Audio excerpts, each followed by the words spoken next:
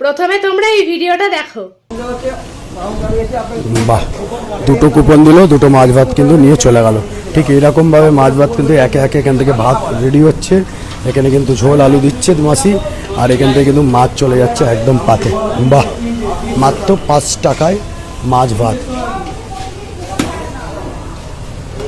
এটা আমি কি দেখলাম, আমার সাথে কি তোমরা ঠিকঠাক দেখতে পাচ্ছ?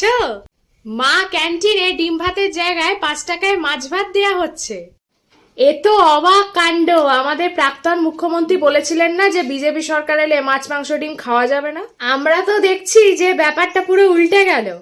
বিজেপি সরকার আসাতে পুরনো প্রকল্পগুলোই আরো উন্নত মানের হয়ে উঠছে।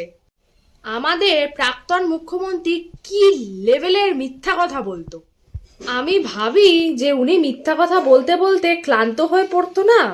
বিজেপি সরকার বলেছিল যে অবৈধ কোনো জায়গায় মাছ মাংসের দোকান করতে দেয়া হবে না, আর এটাকেই প্রাক্তন মুখ্যমন্ত্রী বলে দিয়েছিল যে বিজেপি সরকার আসলে মাছ মাংস খাওয়াই নাকি বন্ধ হয়ে যাবে।